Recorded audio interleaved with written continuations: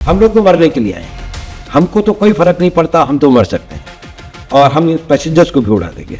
और अब तो हमारे को अपनी जान का भी खतरा नहीं है, इसलिए अगर आप कुछ नहीं करना चाहते तो ये आपकी मर्जी है, जिम्मेदारी आपकी हो कि ये डिमांड कि वो किन लोगों को छुड़वाना चाहते थे, किस ग्रुप के थे, क्या उनकी पॉलिटिकल डिमांड थी, ये उन्होंने हमें काफ़ी देर के बाद बताया। शुरू में तो उनका ये था कि कश्मीर को छोड़ें, हमें तो कश्मीर की आज़ादी चाहिए, कश्मीर को हिंदुस्तान का हिस्सा नहीं हो। वो इसी तरह की बातें करते जिनका कोई सिर पैर नहीं। विमान के अंदर जो यात्री मौजूद, क्या नेगोशिएशन के दौरान आपका उच्च सीधे तारीफ हो पाया? क्या आपको इजाजत मिली उनसे बात करने की? नहीं, या किसी वजह नहीं, लेकिन एक दो बार बीच बीच में उन्होंने जो क्रू के मेंबर्स थे उनको एक सेकंड या 2 सेकंड के लिए, मतलब शॉर्ट स्पैन के लिए बातचीत करने के लिए, कोई सिग्नल देने के लिए हमने कहा कि हम जानना चाहते हैं कि हमारे सब पैसेंजर्स ठीक ठाक हैं या नहीं। तो उन्होंने कहा कि आपने सवाल ये पूछ लीजिए, हम इनको दे रहे हैं, और उन्होंने कहा सब ठीक है। इस तरह का बीच में वो इंटरलूड हुए, लेकिन बाकी उन्होंने सारे के सारे कम्युनिकेशंस को टोटली मोनोपोलाइज करके रखा।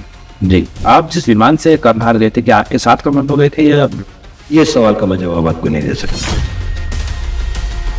अगर राष्ट्र का मनोबल ये होता कि हमारे इतने लोग बेगुनाह वहां पर मारे जा रहे हैं और कोई कुछ नहीं कर रहा है, तो ये भी हमारे लिए बड़ा भारी कीमत चुकानी पड़ती। इस बात का पर्सनल तौर से ये मलाल था कि जब ये हाईजैकर्स वहीं पर थे तो मैं हवाई जहाज के अंदर स्वयं गया था और मैं उनके कॉकपिट के रास्ते नीचे की लैडर से गया था और मैंने सारे के सारे हाईजैकर्स, सारे के सारे पैसेंजर्स को एड्रेस किया था और सारे के सारे पैसेंजर्स को मैंने ये कहा था, हाईजैकर्स भी वहां पर थे, क्या आप लोग आज़ाद हैं और भारत की सरकार और भारत देश पूरा आपके साथ है और हम आप लोगों को यहाँ से सुरक्षित ले जाएंगे, है ना। उसके बाद जब मैंने उनसे कहा कि बोलिए भारत माता की जय या जय हिंद, तो उन्होंने रिस्पॉन्ड नहीं किया। मुझे इस बात का जरूर मलाल था कि ये लोग इतने डरे हुए थे। पाकिस्तान ने हमारे को ब्लीड किया, इस बात का मुझे जरूर दुख है कि वो घटना अगर हो भी गई तो हमें 2 कदम जरूर उठाने चाहिए थे। एक तो पाकिस्तान के खिलाफ मजबूत कदम और दूसरी 3 लोगों को उन्होंने छुड़वाया जरूर, लेकिन 33 लोग ऐसे बच गए थे जिनके के लिए डिमांड हुई थी और जो हमने नहीं छोड़े थे। शायद हम अपने कानून में ऐसा परिवर्तन कर सकते थे। नवाज साहब, IC-814 की हाईजैकिंग को 10 साल आप उस वक्त नेगोशिएटर थे। हाईजैक ड्रामा जब शुरू हुआ, इसको ड्रामा भी कहा गलती है, हाईजैकिंग के बाद आपको कैसे इत्तला मिली, किस तरह से पूरा सिस्टम जो वो एक्टिव हुआ और सबसे पहली मुश्किल क्या महसूस हुआ, हुआ क्या है? नहीं, सबसे पहले तो जब हवाई जहाज ने काठमांडू से चल के लखनऊ के ऊपर के करीब आया तो उस वक़्त ये पता लगा कि अपने कोर्स से हट रहा है और वेस्ट की तरफ मूव कर रहा है। थोड़ी देर के बाद ये पता लगा कि कुछ चीज़ नॉर्मल है और ये बातें जो थी वो क्राइसिस मैनेजमेंट ग्रुप के लोगों को पता लगी और फिर उसके बाद कार्रवाई शुरू हुई और जो भी लोग थे, कंसर्न लोग थे, उन लोगों को अलर्ट किया गया, एविएशन वालों को, इंटेलिजेंस वालों को, सिक्योरिटी वालों को, तो सब लोगों ने अपनी अपनी कार्रवाई शुरू की। जी, मुश्किल जो पहली मुश्किल आपको क्या महसूस हुई जब आपको पता लगा कि प्लेन हाईजैक हो गया? उसके बाद सबसे पहले क्या चीज महसूस? नहीं, जब प्लेन हाईजैक हो गया तो जो मुश्किल थी वो तो क्राइसिस मैनेजमेंट ग्रुप थी जिसका मैं मेंबर नहीं था। जी, इसलिए वो DIB साहब थे, मैं स्पेशल डायरेक्टर था IB के अंदर में। इसलिए उनकी मुश्किल सबसे पहले यही रही होगी कि इस प्लेन को किस तरह से हिंदुस्तान की सीमा से बाहर ना जाने दिया जाए और किस प्रकार से उसको रोका जाए। जब हमें पता लगा कि वो अमृतसर में है तो किस तरह उसको अमृतसर में रोका जा सकता है, ये सबसे पहली मुश्किल प्रैक्टिकल टर्म में जब होने के बाद ये एक बड़ी मुश्किल थी। और उस समय कोशिश की, वो जो कोशिश थी नाकाम रही, जो काम होने चाहिए थे शायद वो नहीं हो पाए समय पर, और इस कारण वो सबसे पहली मुश्किल थी जिसके ऊपर विजय नहीं पाई जा सकी। आपको सरकार ने नेगोशिएट करने की जिम्मेदारी कब से, और जब आपने शुरुआत की नेगोशिएशन तब आपने बीइंग अ नेगोशिएटर क्या महसूस किया कि दिक्कत कहाँ है? नहीं, सरकार ने जब ये फैसला किया कि नेगोशिएशन हम करेंगे, जैसे 26 तारीख की बात थी, और जनता का प्रेशर, मीडिया का प्रेशर ये था कि किसी न किसी तरीके से हम लोगों को, जो रूपेन कटियाल की किलिंग के बाद, कि इसको इन लोगों को सेफली वापस लाया जाए। तो पहला सामना मेरा उसी वक्त हुआ कि जब मुझे ये हुआ कि मुझे कहा गया कि मैं स्पेशल एयरक्राफ्ट से काबुल जाऊँ, वो कंधार जाऊँ। वहाँ पर जाने के बाद जो महसूस हुआ वो ये था कि हाईजैकिंग नेगोशिएशन कोई डिप्लोमेटिक नेगोशिएशन नहीं होती। तो वो नेगोशिएशन होती है मेनली समय को गेन करने की, 3 चीज़ों को हासिल करने के लिए। पहली बात कि जो हाईजैकर्स हैं वो किसी भी यात्री को या केबिन क्रू को नुकसान न पहुंचाएं और इसलिए उनको बातों में उलझाकर हम समय को गेन करें। दूसरा होता है मकसद कि हम ज़्यादा से ज़्यादा समय अपनी सरकार को या जिस देश में हाईजैकिंग हुई है वहाँ की सरकार को मौका दें कि वो अपनी कार्रवाई के लिए तैयारियां शुरू करें, ताकि वो सोचे कि जो भी उनके रेस्क्यू ऑपरेशन है उसके रेस्क्यू की तैयारियां शुरू करें। और तीसरा मकसद ये होता है कि उनके साथ आप बातचीत करते हुए ज़्यादा से ज़्यादा इंफॉर्मेशन और इंटेलिजेंस गेन करें। उनका मोरल क्या है, फिजिकल फिटनेस कैसी है, कितने लोग हैं, किस तरह के हथियार हैं, क्या उनकी रिक्वायरमेंट्स हैं, कितना उनका मनोबल मजबूत लगता है, क्या वो नुकसान पहुंचा सकते हैं और क्या हम उनको बातचीत के द्वारा टायर आउट कर सकते हैं, और तब उपयुक्त समय के ऊपर में जो भी कार्रवाई हो वो की जा सके। ये नेगोशिएशन कोई डिप्लोमेटिक नेगोशिएशन या पॉलिटिकल नेगोशिएशन नहीं होती, ये एक लोगों की ज़िंदगी को बचाने के लिए किया गया एक टैक्टिकल कदम होता है। और जब मैं वहाँ गया तो मुझे लगा कि इन तीनों सिचुएशंस पर हम लोग काफ़ी कमज़ोर की हालत में थे। पहली बात तो ये थी कि हाईजैकर्स ऐसी स्थिति में नहीं थे कि जहाँ हम उनको टायर आउट कर सकें, क्योंकि उनको खाना भी मिल रहा था, उनको दवाइयाँ भी मिल रही थी, वो बाहर भी आ रहे थे और अंदर भी जा सकते थे, और सबसे बड़ी बात कि उनमें असुरक्षा की कोई भावना नहीं थी। उनको ये कोई डर नहीं था कि इस ज़मीन के ऊपर में हमारे ऊपर में अटैक हो सकता है और हमारे को कोई भी आदमी ओवर पावर कर सकता है, चाहे वो बाहर से आने वाले कमांडो हो, चाहे वो यहाँ की सरकार हो या पैसेंजर्स ही हो। तो सबसे बड़ी मुश्किल जो कि नेगोशिएशन के लिए होती है कि अगर वो प्रेशर में ही नहीं है तो फिर आप उनसे क्या बात करेंगे, उन पर क्या दबाव डालेंगे। दूसरी बात ये कि हम लोग, जो नेगोशिएटर होता है वो कभी दबाव में नहीं होता, क्योंकि वो तो अपने होम ग्राउंड में होता है या सिक्योर ग्राउंड में होता है, जहाँ पर उसकी अपने सिक्योरिटी फोर्सेस का सपोर्ट होता है, टेक्निकल सपोर्ट होता है, लॉजिस्टिक सपोर्ट होता है। यहाँ पर हम लोग ऐसी पोजीशन में थे कि जहाँ पर हम लोग vulnerable थे। हमारे चारों तरफ तालिबान के लोग थे, उनके टैंक्स थे, एंटी एयरक्राफ्ट गन थी, उनके थ्रू हम लोगों को नेगोशिएट करना पड़ रहा था। ISI के लोग वहाँ पर थे। तो एक दूसरी मुश्किल थी कि हाईजैकर्स को भी ये पता था कि हम लोग प्रेशर में हैं, हम ऐसी टर्राइन में जो कि होस्टाइल टर्राइन है। तीसरी बात ये थी कि उनके बारे में इंटेलिजेंस हासिल करने के लिए जितना हम बातचीत से कर सकते थे उतना तो हम कर रहे थे, लेकिन हमसे ज़्यादा उनको पता था हिंदुस्तान में क्या हो रहा है। इसलिए बार बार नेगोशिएशन के दौरान कहते, देखिए अभी अभी GTV के अंदर में ये खबर आई है, अभी अभी NDTV में ये खबर आई है, क्योंकि ISI वाले उनका मिनट टू मिनट बता रहे थे। और हमेशा उनका रिफ्रेन ये होता था कि आप क्या करेंगे, आपकी तो मजबूरी है, अपनी जनता को देखिए, अपने मीडिया को देखिए, जो आपकी सरकार को मजबूर करेंगे आपको तो छोड़ने ही पड़ेंगे, आप इससे हट नहीं सकते। तो प्रेशर, जो ग्राउंड सिचुएशन का प्रेशर था, वो उनके लिए एक इंटेलिजेंस इनपुट था जो कि उनके फेवर में था। और हमारे को अगर कोई इनपुट अवेलेबल हुई भी और हमें पता भी लग गया कि वो कौन लोग हैं, क्या हैं, तो हमारे पास उस इंटेलिजेंस को, उस इंफॉर्मेशन को फ्रूक्टिफाई करने के लिए जो साधन उपलब्ध हो सकते थे वो तालिबान की सरकार, वहाँ की जो लोकल सरकार थी, वो देने के लिए तैयार नहीं थी।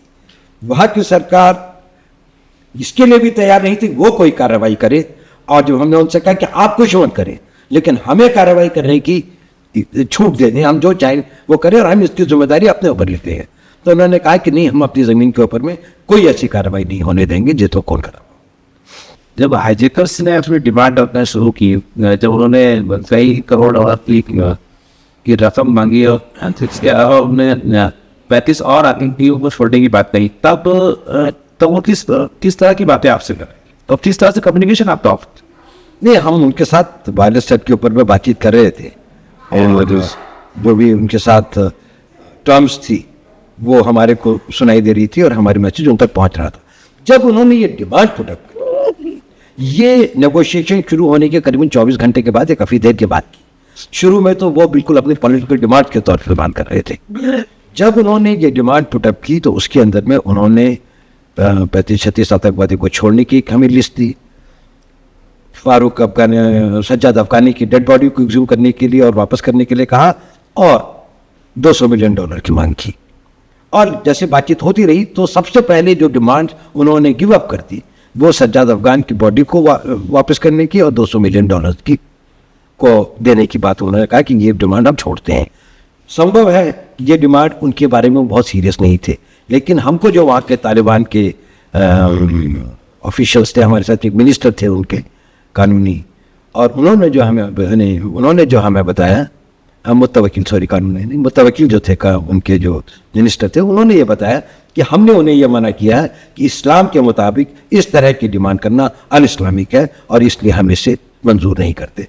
लेकिन हाईजैकर ने ये डिमांड ड्रॉप कर दी। लेकिन होस्टेज बाकी जो बंदी लोग थे उनको छोड़ने के बारे में उन्होंने अपनी डिमांड कायम रखी और उनका हमेशा यही था कि हम लोग तो फिदाइन हैं, हम लोग तो मरने के लिए आए हैं, हमको तो कोई फर्क नहीं पड़ता, हम तो मर सकते हैं और हम इन पैसेंजर्स को भी उड़ा देंगे और अब तो हमारे को अपनी जान का भी खतरा नहीं है, इसलिए अगर आप कुछ नहीं करना चाहते तो ये आपकी मर्जी है, जिम्मेदारी आपके ऊपर में होगी। तो वो इस तरह की डिमांड्स पुट अप कर रहे थे। नहीं, जब नेगोशिएशन चल रहा था तब क्या उन्होंने शुरुआती दौर में आपको बता दिया था कि वो मसूद अजहर को चाहते? नहीं, मैंने आपसे जैसे बताया कि ये डिमांड कि वो किन लोगों को छुड़वाना चाहते थे, किस ग्रुप के थे, क्या उनकी पॉलिटिकल डिमांड थी, ये उन्होंने हमें काफ़ी देर के बाद बताया। शुरू में तो उनका ये था कि कश्मीर को छोड़ें, हमें तो कश्मीर की आज़ादी चाहिए, कश्मीर को हिंदुस्तान का हिस्सा नहीं हो, वो इसी तरह की बातें करते जिनका कोई सिर पैर नहीं। विमान के अंदर जो यात्री मौजूद थे, क्या नेगोशिएशन के दौरान आपका उनसे सीधे ताल्लुक हो पाया? क्या आपको इजाज़त मिली उनसे बात करने की? नहीं, या किसी और जरिए? नहीं, लेकिन एक दो बार बीच बीच में उन्होंने जो क्रू के मेंबर्स थे उनको एक सेकंड या 2 सेकंड के लिए, मतलब शॉर्ट स्पैन के लिए बातचीत करने के लिए, कोई सिग्नल देने के लिए हमने कहा कि हम जानना चाहते हैं कि हमारे सब पैसेंजर्स ठीक ठाक हैं या नहीं जी। तो उन्होंने कहा कि आपने सवाल ये पूछ लीजिए, हम इनको दे रहे हैं, और उन्होंने कहा सब ठीक है। इस तरह का बीच में वो इंटरलूड हुए, लेकिन बाकी उन्होंने सारे के सारे कम्युनिकेशंस को टोटली मोनोपोलाइज करके रखा। जी, आप जिस विमान से कंधार गए थे क्या आपके साथ कमेंट हो गए थे या? ये सवाल का मैं जवाब आपको नहीं दे सकता। जी, मैं ये जानना चाहता हूँ कि जब ये क्राइसिस खत्म हो रहा था तब being intelligence officer, being an Indian, आपको क्या महसूस हुआ कि क्या हम कहीं छूट गए हैं? नहीं, देखिए, एज ए प्रोफेशनल ना आप झुकने की बात करते हैं और ना आप खड़े होने की बात, आप एक प्रोफेशनल तरीके से इसको देखते हैं। प्रोफेशनल चैलेंज ये था कि रूपेन कटियाल को मार दिया गया था, वो ऐसी जगह पर जबकि वो होस्टाइल टेरिटरी में नहीं, फ्रेंडली टेरिटरी में था, तबकि वो दुबई के अंदर में एयरपोर्ट, एयरफोर्स के एयरपोर्ट में था। यहाँ पर आने के बाद में उनके ऊपर में फिजिकल एक्शन लेने की कोई संभावनाएं नहीं थी। वो एक लैंडलॉक्ड कंट्री है, वहाँ पर एक्सेस करने के लिए अगर हमें लोगों को लाना भी पड़े तो हमको जहाँ जाने के लिए शायद पाकिस्तान से परमिशन भी नहीं मिलती, और उसके लिए कितने लोग चाहिए वो भी एक बहुत बड़ी तादाद होती है अगर उनके नीचे टैंक्स और एंटी एयरक्राफ्ट गन्स और आर्टिलरी गन्स वगैरह वहाँ पर वो थे। और उसके अलावा अगर हम ये कोशिश भी करते थ्योरेटिकली, हालांकि तो सबसे पहले जो नुकसान होता वो पैसेंजर्स का होता, क्योंकि वो प्लेन तो उड़ा ही दिया जाता है, उसके बाद की लड़ाई में क्या होता वो अलग बात है। इसलिए आपका अगर ऑब्जेक्टिव लोगों की जान को बचाना था, अगर उसका ऑब्जेक्टिव ये था कि हम अपनी डिमांड्स को मिनिमाइज करें और अपने को वो करें, तो ये एक था कि प्रोफेशनल ट्रांजैक्शन के अंदर में गिवन टाइम फ्रेम के अंदर, और हमारे को 31 दिसंबर तक जिस तरह का दबाव आ रहा था कि जल्दी से जल्दी वो करें, देश के अंदर में बहुत ज़्यादा एक वैसी भावना पैदा हो रही थी। और राष्ट्र का मनोबल एक बड़ी भारी चीज़ होती है, कोई भी ताकत, कोई भी शक्ति, कोई भी फौज, कोई भी ये इस चीज़ को इस तरह के कदम नहीं लेती है जिससे राष्ट्र का मनोबल टूट जाए। अगर राष्ट्र का मनोबल ये होता कि हमारे इतने लोग बेगुनाह वहाँ पर मारे जा रहे हैं और कोई कुछ नहीं कर रहा है, तो ये भी हमारे लिए बड़ा भारी कीमत चुकानी पड़ती। इसलिए इन चीज़ों को ध्यान में रखते हुए जो प्रोफेशनल तरीके से अगर हम अपने गेन्स को मैक्सिमाइज नहीं कर सकते तो हमने अपने लॉसेस को मिनिमाइज करने की कोशिश की। एक नेगोशिएटर के तौर पर आपने कितना वक्त काम मिला है? करीबन 6 दिन। आप आज़ाद हुए यात्रियों के साथ उनको साथ लेके लौटे हैं? हाँ, उनके साथ लौटे हैं। ये एक आखिरी सवाल मैं आपसे पूछ रहा हूँ कि इतने पैसेंजर्स आपने आज़ाद करवा लिए, क्राइसिस खत्म हो गया, किसी चीज़ का मलाल है इस पूरे ऑपरेशन में शामिल रहने के बाद आप हो? मलाल तो जरूर है। एज ए नेशनलिस्ट राष्ट्र के सम्मान को, राष्ट्र के एक गौरव को एक वो लगा, इसका मलाल है। हम वो नहीं कर पाए जो कि एक हमारे शक्तिशाली राष्ट्र को करना चाहिए था इस हाईजैकिंग को रोकने के लिए, इस एयरक्राफ्ट को कंट्री से बाहर नहीं ले जाने के लिए। इसका एज ए नागरिक मलाल जरूर है कि हम लोग ये नहीं कर पाए। लेकिन इस बात का पर्सनल तौर से ये मलाल था कि जब ये हाईजैकर्स वहीं पर थे तो मैं हवाई जहाज के अंदर स्वयं गया था और मैं उनके कॉकपिट के रास्ते नीचे की लैडर से गया था और मैंने सारे के सारे हाईजैकर्स, सारे के सारे पैसेंजर्स को एड्रेस किया था। और सारे के सारे पैसेंजर्स को मैंने ये कहा था, हाईजैकर्स भी वहाँ पर थे, कि आप लोग आज़ाद हैं और भारत की सरकार और भारत देश पूरा आपके साथ है और हम आप लोगों को यहाँ से सुरक्षित ले जाएंगे, है ना। उसके बाद जब मैंने उनसे कहा कि बोलिए भारत माता की जय या जय हिंद, तो उन्होंने रिस्पॉन्ड नहीं किया। मुझे इस बात का ज़रूर मलाल था कि ये लोग इतने डरे हुए थे और इनके अंदर में उस वक़्त में एक राष्ट्रीयता की भावना जितनी होनी चाहिए वो नेचुरल था। शायद इतने समय तक कोई भी रहता तो वो होता। तो ये मुझे लगा कि जो हाईजैकर्स थे उनका मनोबल और उनको जो सपोर्ट था वहाँ पर ISI का, पाकिस्तान एक नेबरिंग कंट्री होते हुए, पाकिस्तान एक सिग्नेटरी होते हुए यूनाइटेड नेशंस के एंटी हाईजैकिंग लॉज के बारे में, उन लोगों को इतनी पनाह और इतना वो दे रहा था और हम पाकिस्तान को डील नहीं कर पाए इफेक्टिवली।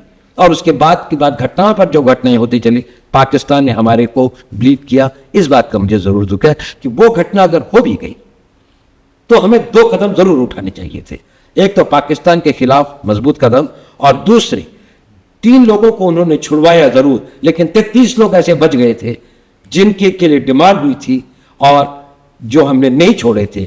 शायद हम अपने कानून में ऐसा परिवर्तन कर सकते थे और हमें करना चाहिए कि अगर कोई आदमी बंदी हो और उनको छुड़ाने के लिए किसी ने प्लेन को हाईजैक किया या किसी को किडनैप किया, तो उन लोगों के लिए जो प्रिज्यूम हो, ये कानून प्रिज्यूम करेगा कि वो लोग टेररिस्ट हैं और वो गिल्टी हैं। अपनी इनोसेंस प्रूव करने का ओनर उन पर होगा, पुलिस के ऊपर में नहीं।